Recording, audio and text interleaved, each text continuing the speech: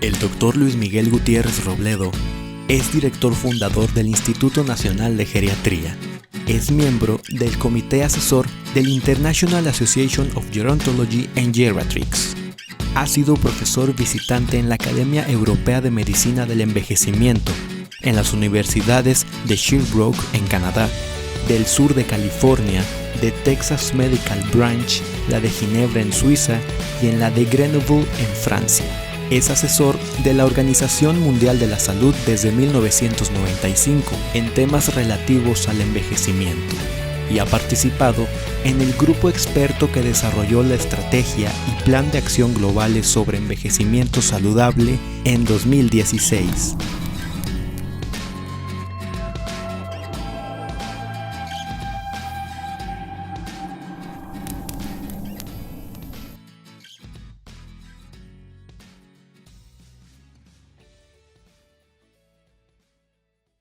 Me siento muy honrado de acompañarles nuevamente en esta tercera edición del encuentro Sin Límites.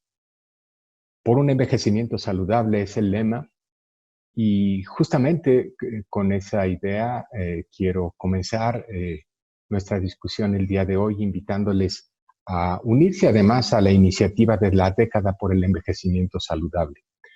En esta ocasión, este año, la Organización Mundial de la Salud celebra el inicio de esta década que conlleva una serie de actividades que pronto tendré ocasión de detallar con ustedes para invitarles a participar. Si me lo permiten, voy a compartir la pantalla para que podamos ver el tema que nos ocupa. Sí, pues, envejecimiento saludable. Actualmente hablamos de casi 15 millones de personas mayores de 60 años en nuestro país. Somos ya muy numerosos, nos acercamos al 12% y todavía falta ver los resultados del último censo poblacional que aún no han sido difundidos, que antes del final del año sin duda conoceremos y que nos permitirán tener una idea más precisa de los alcances de la población de personas mayores en nuestro país, entre muchas otras variables que seguramente nos compartirán. Y hoy, más que nunca, también en el contexto que se deriva de la pandemia por COVID-19, el tema de la salud, ocupa nuestra conciencia de manera permanente. Y el tema también de las personas mayores, en razón de la discusión que se ha generado alrededor de sus derechos desde el inicio de esta epidemia y luego las consecuencias que ha tenido en cuanto a mortalidad, en cuanto a reconsideración de los modelos de cuidados de largo plazo, nos obligan igual a echar una mirada en nuestra concepción de lo que es la salud. Desde hace muchos años, desde hace más de 70 años, la Organización Mundial de la Salud propuso como definición el de un estado de completo bienestar físico, mental y social, y no solamente la ausencia de enfermedades o afecciones. Hoy en día le estamos dando la vuelta a esta idea, puesto que admitimos que se puede envejecer sano en presencia de enfermedades. ¿Cómo? Bueno, es lo que voy a tratar de desarrollar en los próximos minutos. El concepto de salud, en su visión más moderna, implica la capacidad de adaptación y autogestión ante los desafíos físicos, mentales y sociales de la vida. Esto querría decir que si somos capaces de responder a los retos que nos plantean las adversidades, estaríamos gozando de salud. Y parte de estos retos y partes de estas adversidades son las enfermedades. Y el enfrentarlas de manera exitosa, no solo en el sentido de erradicarlas, sino en el sentido de asimilarlas, hacerlas propias de alguna manera y vivir con ellas, constituye una visión cada vez más generalizada del concepto de salud. La salud se concibe en tanto no como ya un recurso de la vida diaria, no como el objetivo a alcanzar a lo largo de la vida. Es un concepto positivo que enfatiza los recursos personales, pero también los de la sociedad que nos rodea, así como las capacidades físicas y mentales.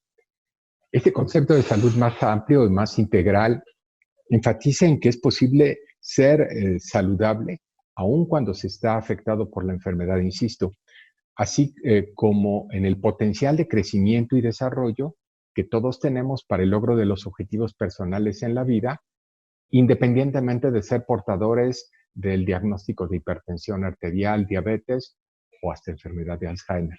Sí, hasta los padecimientos demenciales entrarían en esta perspectiva. Cuando somos capaces de enfrentarlos, de adaptarnos, gracias no solo a los propios esfuerzos, sino a los del entorno y las personas que nos rodean.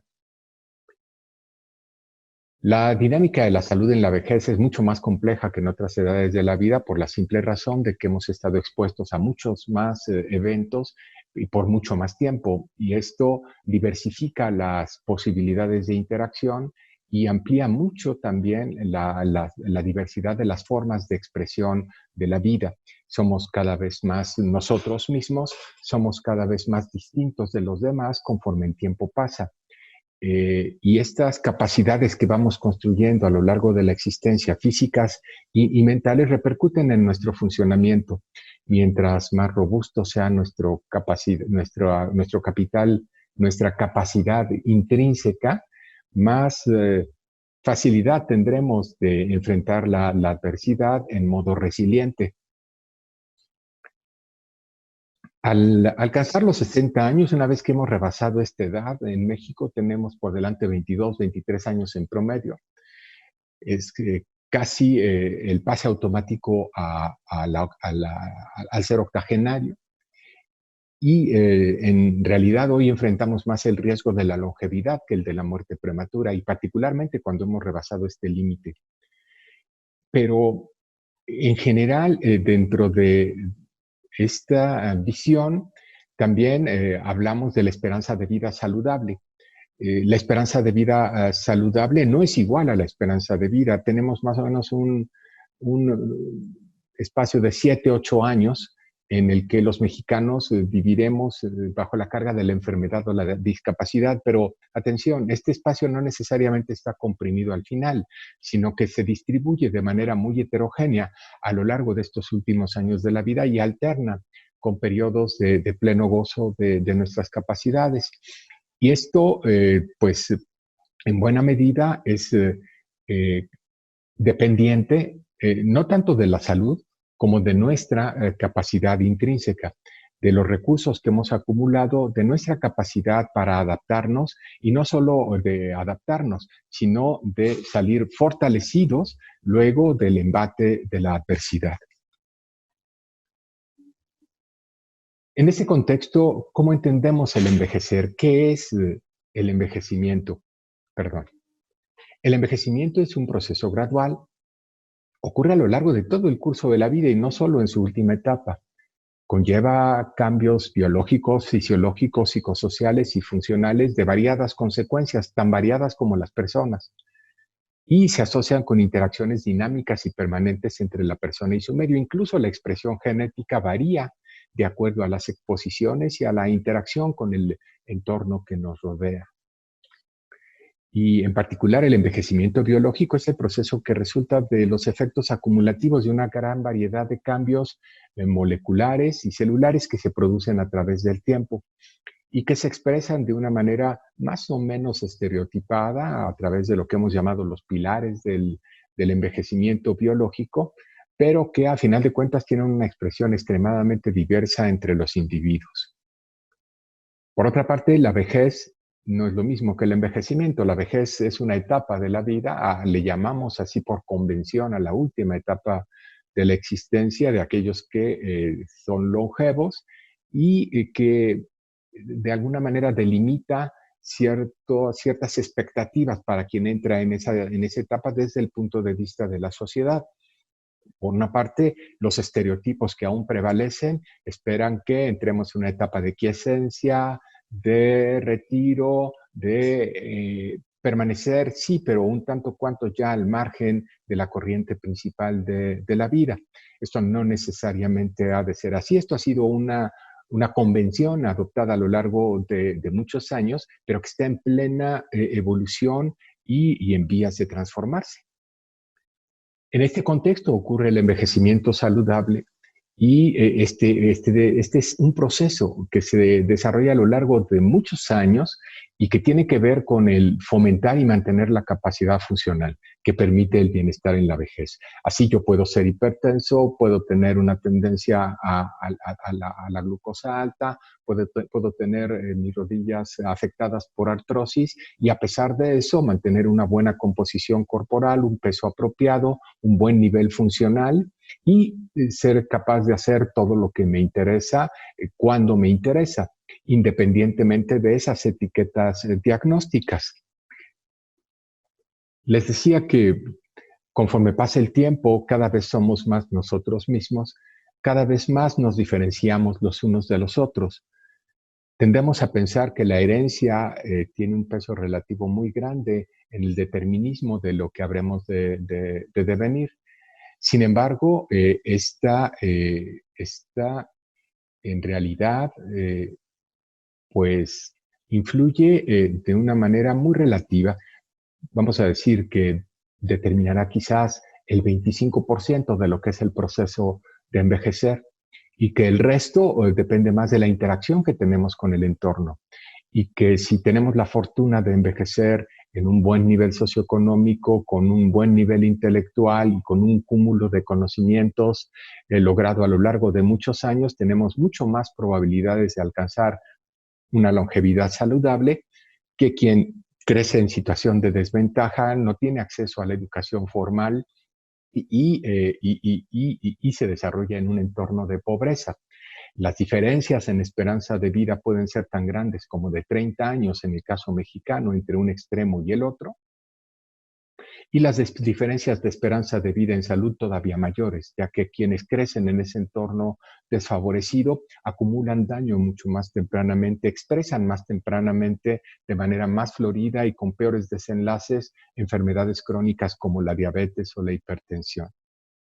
Entonces, el entorno, el sitio donde vivimos es determinante, pero particularmente las condiciones en las que vivimos y aún en condiciones favorables, nuestros hábitos nos pueden trastocar un desenlace que estaba predestinado a ser favorable, pero el consumo excesivo de alcohol, de tabaco, la inactividad física en particular o el aislamiento social pueden romper con esas posibilidades favorables y trastocar nuestro destino en uno de enfermedad y deterioro. Cierto, el acceso a los servicios de salud es importante, pero no tanto a lo largo de la existencia en su conjunto. Claro que en momentos críticos es fundamental, pero para la construcción de nuestra capacidad intrínseca, para la prevención de la enfermedad, los servicios de salud pública son mucho más importantes que los servicios de atención primaria o los servicios altamente especializados. Esta capacidad que construimos a lo largo de la existencia en interacción con el entorno que nos rodea en un momento dado determina nuestra capacidad funcional, que es el conjunto de atributos relacionados con la salud que nos permiten ser y hacer lo que es importante para nosotros.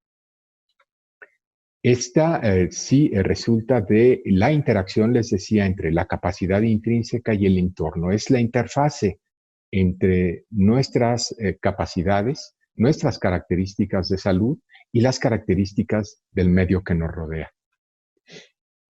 Tiene básicamente 5 dominios, lo que toca a satisfacer nuestras necesidades básicas por una parte, el aprender, crecer y ser capaces de tomar decisiones, el ser capaces de crear y mantener relaciones, lo cual se vuelve cada vez más importante conforme más avanzamos en edad, el mantener nuestra movilidad y nuestra velocidad del caminar y el ser capaces de contribuir en la sociedad en la que nos desarrollamos.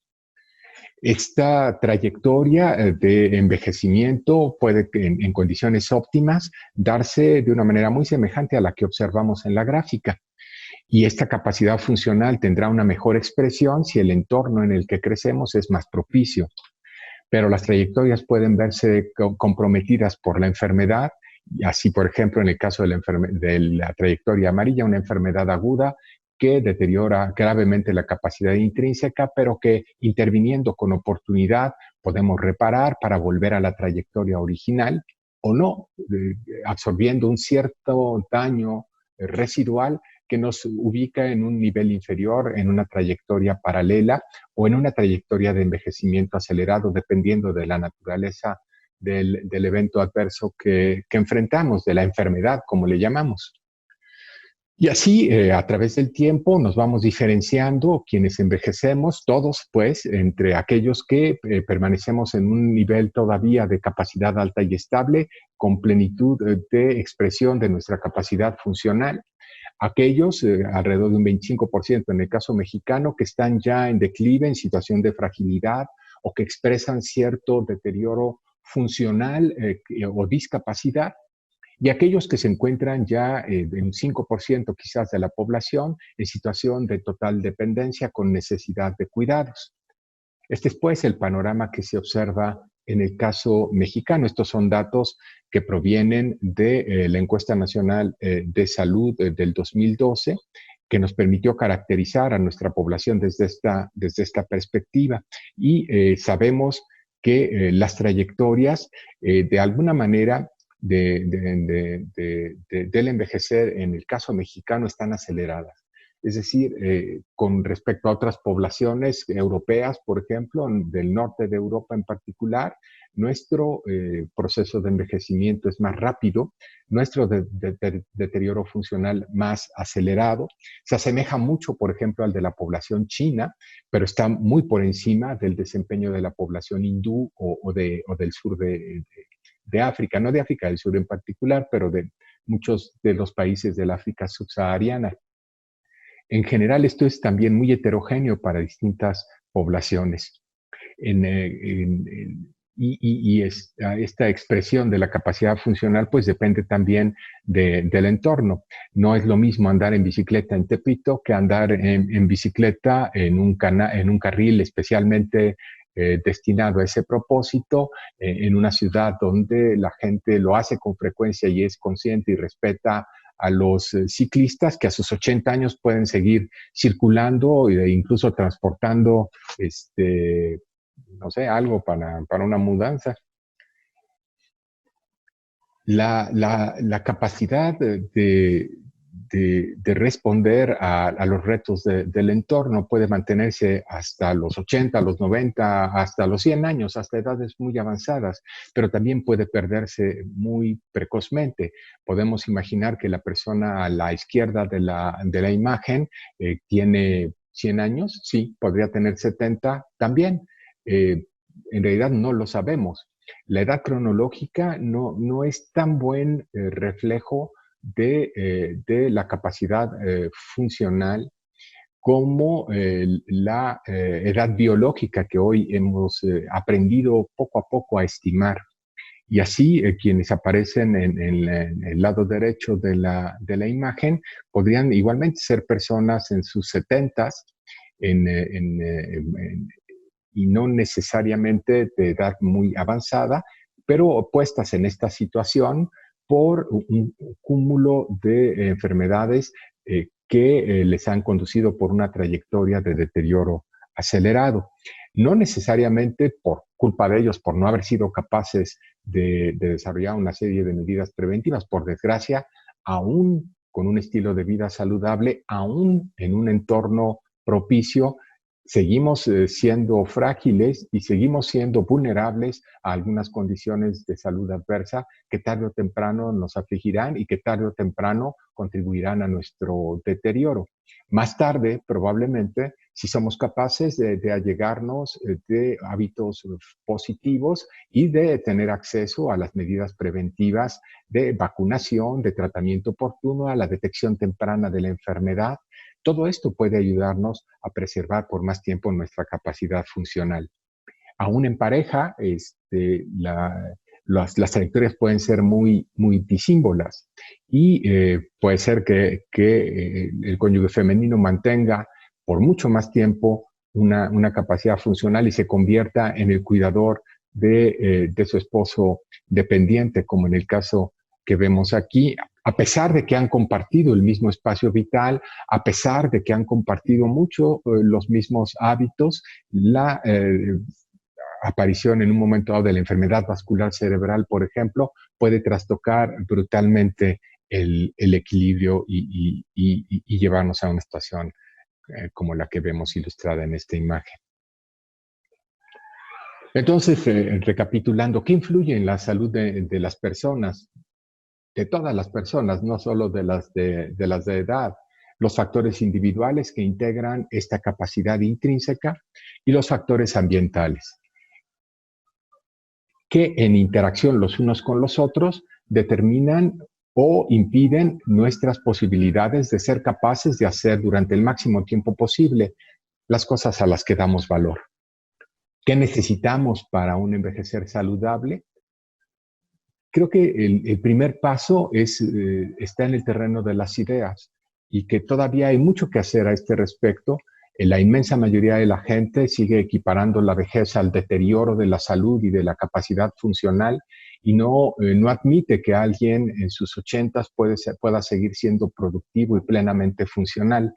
La discriminación por edad es una de las formas más acendradas de discriminación y contra ella tenemos que luchar la creación, a través, además de la creación de entornos adaptados, entornos de las ideas, pero también entornos físicos que propicien la movilidad, que propicien el intercambio, tanto al interior de los servicios de salud, amigables con las personas mayores y conocedores de la importancia que tiene la salud funcional más allá de un diagnóstico en particular y de la necesidad de practicar una medicina centrada en la persona, reconociendo las necesidades del individuo, sus prioridades vitales y negociando, no simplemente prescribiendo lo que pensamos que es apropiado. Y cuando por desgracia, tarde o temprano caemos en situación de deterioro funcional, de discapacidad, con necesidad de cuidados, pues encontrar la posibilidad de tener acceso a servicios de cuidados de largo plazo, de calidad, administrados y operados por personas competentes y compasivas que nos permitan, aún en esas condiciones, continuar con una buena calidad de vida. Para poder seguir avanzando en la diseminación de estas ideas y para llevar el envejecimiento saludable a un mayor número de personas, es que la Organización Mundial de la Salud ha venido preparando desde el 2013 la idea de lanzar una década por el envejecimiento saludable después de numerosos obstáculos, incluyendo la pandemia de COVID-19. Primero de octubre próximo pasado, la Organización Mundial de la Salud lanzó esta iniciativa que comienza y cuyo arranque se va a prolongar a lo largo de todo un año conforme otras entidades de las Naciones Unidas la asumen también como propia y plantean una serie de acciones cuya culminación se dará al cabo de un año, el próximo 1 de octubre del 2021, en donde se manifestarán el conjunto de las organizaciones relacionadas del sistema de las Naciones Unidas en torno al fenómeno del envejecimiento y proponiendo una serie de acciones más allá de las que hoy la Organización Mundial de la Salud propone en 4 ámbitos de acción. En primer lugar, lo hemos dicho ya, en la lucha contra la discriminación por edad. En segundo lugar, en modificar el entorno para hacerlo más amigable hacia las personas mayores, contribuyendo, por otra parte, a alinear el funcionamiento de los sistemas de salud con las necesidades que reconocemos tienen los enfermos de edad avanzada y el desarrollo de sistemas nacionales de cuidados. En particular, en México estamos en el umbral que hemos de transponer pronto en la creación de un sistema nacional de cuidados. En fin, sí, en primer lugar, cambiar la forma en la que pensamos, sentimos y actuamos hacia la edad y el envejecimiento. Y aquí mucho ayudaría el que nuestro país firmase la Convención Interamericana sobre Protección de los Derechos Humanos de las Personas de Edad. Seguimos empujando para que esto suceda y nos unamos al contingente de naciones que ya lo han hecho. La adopción de esta convención promueve el compromiso del gobierno con la idea de un envejecer saludable y con el reconocimiento de los derechos de las personas mayores, en particular el derecho al cuidado. Por otra parte, como Guadalajara lo viene haciendo ya desde hace muchos años, conviene que cada vez más localidades en nuestro país se incorporen en el movimiento de ciudades amigables con las personas mayores. ¿Por qué no Monterrey? ¿Por qué no el estado de Nuevo León en su conjunto? Realmente me pregunto por qué no se ha dado todavía este movimiento allá localmente, cuando lleva ya varios años madurando en Jalisco y compromete actualmente no solo a la ciudad de Guadalajara, sino a toda la aglomeración metropolitana, y el gobernador del estado se ha manifestado a favor de un estado amigable con las personas mayores. Habrá que ver todavía la realidad de esta idea, cuándo podrá materializarse. Pero aquí una invitación a quienes hoy nos escuchan en Nuevo León a considerar el incorporar a Monterrey o alguna otra localidad del estado en este movimiento que nos ayuda a perfilar cómo es que el entorno debe de adaptarse para favorecer el envejecer saludable de las personas. Nos interesa además avanzar, y tanto nos interesa que el Instituto Nacional de Geriatría ha sido reconocido como centro colaborador de la Organización Mundial de la Salud desde el pasado 1 de octubre, justo en este ámbito, en el desarrollo de sistemas integrados de salud para propiciar el desarrollo de un modelo de atención centrado en la persona que comprenda a la par las necesidades de atención médica y las necesidades sociales del individuo, y que sea capaz de generar un plan de cuidado con un ánimo preventivo y con miras a una longevidad saludable, teniendo en el centro de nuestra atención la capacidad funcional y la calidad de vida.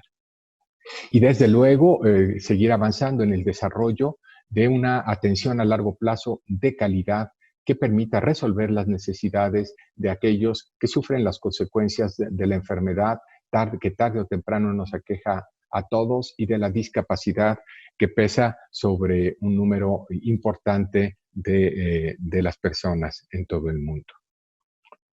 Ahora, estos 4 dominios de acción de la década por el envejecimiento saludable indudablemente se han visto afectados por lo que ocurre desde enero de este año en el mundo. La pandemia nos ha obligado a reconsiderar cada una de estas zonas de acción, y así, en términos de discriminación, ha revelado cómo todavía está tan vigente la discriminación por edad. ¿Cómo es posible que el Consejo de Salubridad General, en el caso de nuestro país, haya promovido en una primera instancia un triaje basado fundamentalmente en el criterio de edad cronológica para asignar la posibilidad de recibir atención por COVID-19? Afortunadamente esto fue reconsiderado y nuevos lineamientos se generaron, pero solo después de que la Comisión Nacional de Bioética y el Instituto Nacional de Geriatría nos pronunciásemos en contra de lo que se venía proponiendo. Y fue una discusión intensa, muy fructífera, pero que además no ocurrió solo en México, sino en el mundo entero, reflejando esta visión adversa que se tiene con respecto a la vejez. Hay muchos esfuerzos todavía por desarrollar para combatir la discriminación. También el COVID-19 está afectando profundamente al entorno, lo está haciendo más hostil, y el confinamiento en el entorno familiar se ha vuelto más difícil también para las personas mayores, que cuando viven solas se ven afectadas por el aislamiento. Cuando viven en familia, en ocasiones por el abuso y el maltrato. Tenemos que dar una nueva respuesta a este entorno cambiante y a las necesidades que genera el COVID-19 para poder avanzar en dirección al logro de los objetivos de la década por el envejecimiento saludable. Pero es en particular en el ámbito de la salud donde se ha demostrado la fragilidad de nuestros sistemas y donde el exceso de mortalidad que hoy sufrimos, que alcanza casi a las 250,000 muertes en el caso de México, obedece no solo a las muertes directas atribuibles a la infección por COVID-19, sino a un número casi tan importante, al menos, de muertes que no debieron haber ocurrido y que se dieron en razón de que se obstaculizó el servicio el acceso a los servicios de salud para aquellos enfermos del corazón, para aquellos enfermos de cáncer o de diabetes, que deberían haber acudido regularmente a recibir tratamiento y se vieron impedidos de hacerlo en razón de la pandemia.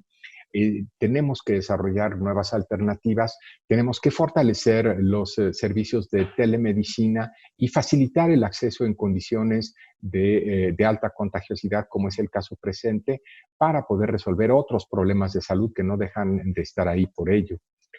Y quizás la crisis de mayor dimensión se dio en los servicios de cuidados de largo plazo, servicios en donde la mortalidad en algunos países alcanzó cifras astronómicas. Pueden ustedes imaginar que del total de decesos ocurridos en el mundo, de ese 1,000,000 de decesos, 400,000, el 40% ocurrieron entre personas mayores en residencias de personas mayores.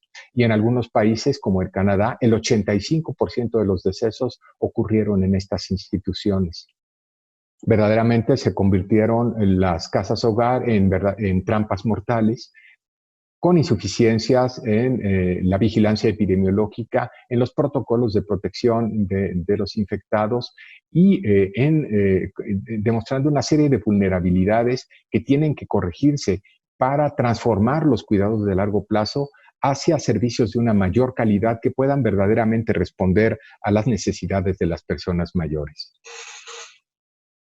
La Organización Mundial de la Salud nos propone 4 áreas de acción para hacer prosperar el decenio por el envejecimiento saludable. Y ahí es donde tú y yo, donde todos nosotros podemos participar para contribuir a hacer una realidad del envejecimiento saludable para un número mayor de individuos, escuchando diversas voces y promoviendo el compromiso de las personas mayores, de las comunidades y de las autoridades, fomentando el liderazgo y la creación de capacidad a todos niveles para integrar las medidas apropiadas para mejorar el entorno, conectar a los distintos actores, como lo estamos haciendo el día de hoy en este encuentro, para compartir y aprender de la experiencia de otros. Para eso, la Organización Mundial de la Salud ha generado una plataforma que pronto estará ampliándose para mostrar casos de éxito, experiencias como la de este encuentro, para que puedan ser replicadas en otros espacios